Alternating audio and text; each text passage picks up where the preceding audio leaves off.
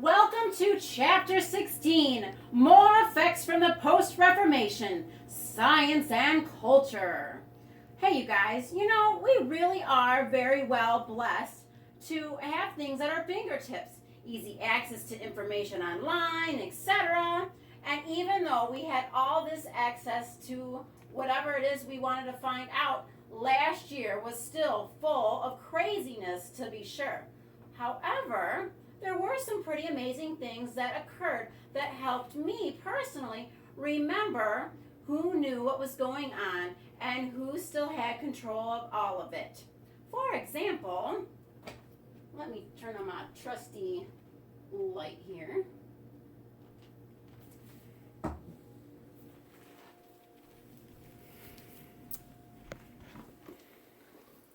And come over and join you. How does that work, okay? Mm-hmm. Great. All right, so some of the things that were really cool last year, and as you guys noticed, I've got out my black light and my star backdrop because I do like my theater stuff. But I also really like astronomy and stargazing, and last year had some of the best star stuff you could enjoy. For example, Mars was at its brightest and most reddest. There's your double comparative because, I hate that kind of thing. But because of the position of Mars, you could really see that it was a red planet. It was so cool. And you didn't need a telescope for that. The other thing was the great conjunction of Jupiter and Saturn and how cool that was. Did you also know that if you dusted off and got out your trusty telescope 2 to 3 times last year, you could also see the planet Pluto? Or I guess it's not a planet anymore, but when I was your age, it was still a planet. Now it's a semi-planet, or I don't know what it's called. But still, the point of the matter is all these things you were able to see. Now, with Pluto, you needed to get out the telescope, but it was there. And it was something that we were able to enjoy. So, when I got out my telescope and then I started reading through this chapter, I realized a lot of discoveries and inventions happened during the 15 to 1700s, like, for instance, the telescope. Another point that I want to make to you that many people during this time period and beyond have made important discoveries and have done good things for the common people. However, I want you to keep in mind what the scripture says. Proverbs 9:10 states, "The fear of the Lord is the beginning of wisdom, and the knowledge of the Holy One is understanding." And it was with the Bible being put into the common people's hands that they could read themselves that inspired so many more creativity and the desire to know their Creator, to know God and His ways, that spurred these people that you learned about to question the ideas of the day and to search out truth, leading them to greater discoveries and scientific feats. Let's look at some of these people and the beginnings of their discoveries. Let's take a second and actually look at who discovered or who first kind of really invented the telescope. Let's take a look. And here we have Hans Lippertski, who was first to invent the telescope in 1608 in the Netherlands. He was actually an eyeglass maker at the time, and sadly was never awarded the patent for his work on the telescope. As a side note, did you know that eyeglass making was first an industry in Italy in the 1200s? By 1306, a friar mentioned the art of eyeglass making and its usefulness for making good vision in his sermons, and that it had only been around for 20 years. The fine art later made its way to the Netherlands and Germany. All right, so back to the looking glass. Hans could only magnify an object 3 times greater than what the naked eye could see itself. Nevertheless, it was still very helpful. Hans first used a convex objective lens with a concave eyepiece, and voila, the early first refracting telescope. All right, so Galileo, okay, later on he improved on the telescope and used it for astronomy, okay. Galileo had figured out that the moon had craters and it had lunar mountains. He also first noted that Jupiter had at least 3 moons and that they rotated around Jupiter. Later on, he discovered a 4th moon for Jupiter as well.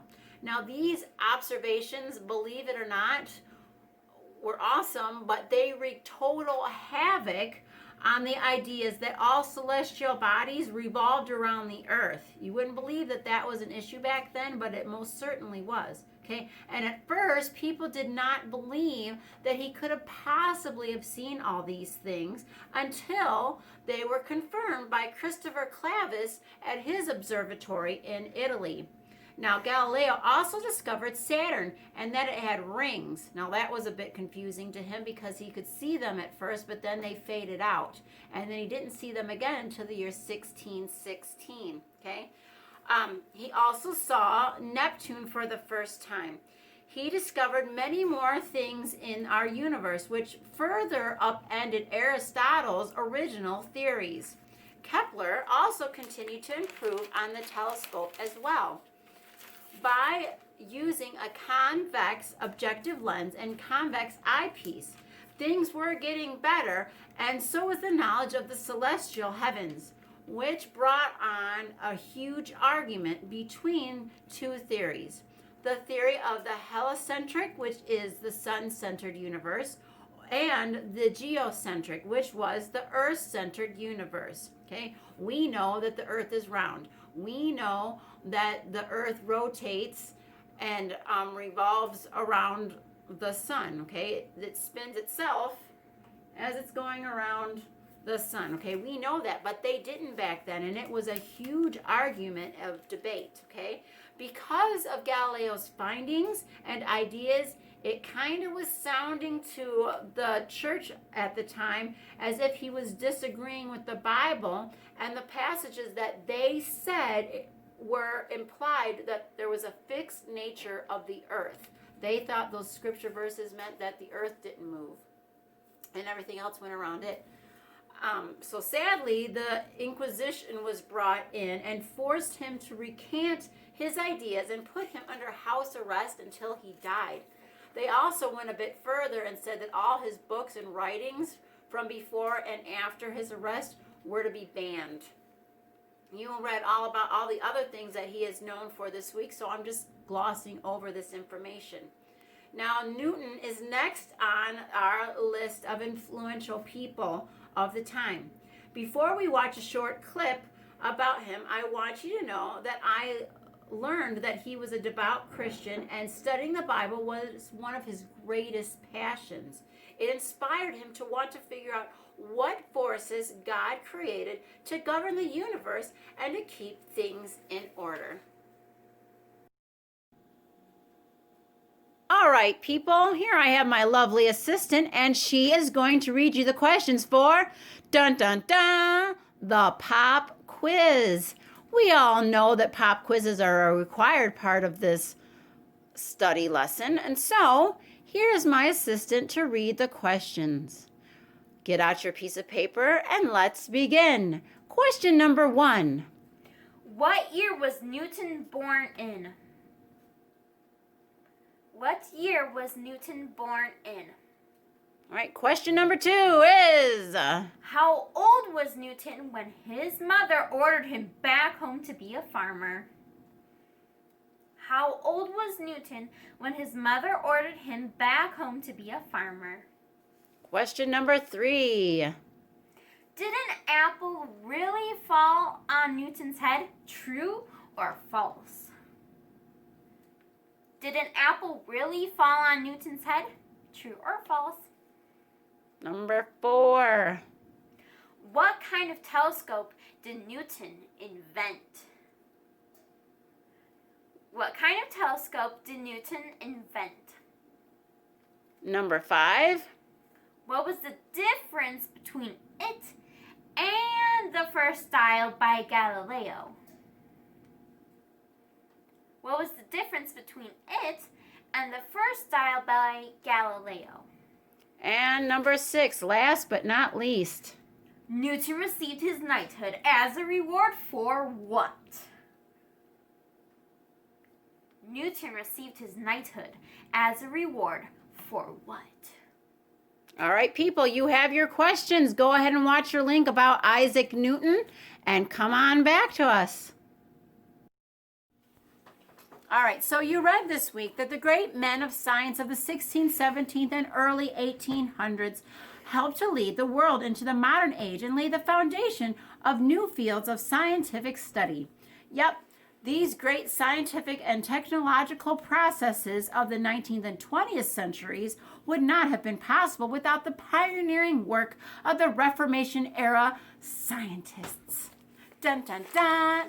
Now, all these scientists had some great ideas that they would start schools, especially for all these new studies, and they were called academies, all right? And so you also read in your book, several groups of scientists had tried to start academies in Italy. However, the opposition of the Pope was just too great for most of them to last very long. Now, then in Paris in 1666, the French Academy of Science started. It was supported largely by the Protestant Huguenots and the Jansenists, a group of French Catholics who believed in salvation by God's grace and followed several of the Calvinistic teachings. And so then, by the 1800s, there was a scientific society in many parts of Europe, including Germany, Denmark, Italy, and Russia. America also had scientific societies, which began in Philadelphia in 1740. All these great scientists of the day belonged to the societies, and by sharing their findings, they did much to further the progress of science and prepare the way for future scientists. Alrighty, so not only is this chapter about the scientists of the day, but it was also about the great composers and great artists as well. So, since you've already done some reading about them, I thought it would be interesting to look at some of the instruments that these composers would have used during this time. Let's take a look. All right, so this would be a lute harpsichord, and it was said to be Johann Sebastian Bach's favorite instrument or instrument of choice, okay? It was made with gut rather than metal strings to give it a more mellow tone. Bach was said to have owned 2 of these at his death. Sadly, though, none of them have survived. I found out, though, that his cousin, second cousin that is, Johann Nicholas Bach, was a composer, organist, and instrument maker as well, who also made several of these types of instruments. Now, back in 1718, the harpsichord was made by Johann Christopher Flescher in Hammersburg, okay? This is just what one of them that he created looks like. It's in a museum, and it's beautiful. Another instrument back then was the clavichord, and it was also invented in the early 1300s, and this is what it looked like.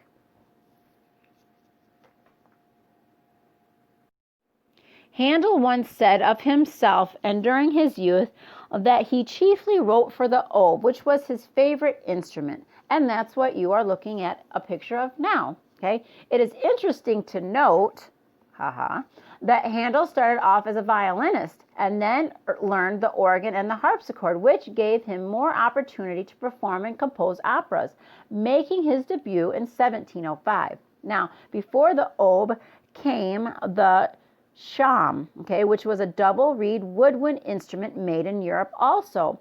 It was found starting in the 1100s. During the Renaissance. Now, it probably, though, came over from the Middle East during the Crusades, and then it kind of began to morph into the oboe. Going on to Joseph Haydn next. He spent most of his career as a court musician for a wealthy family.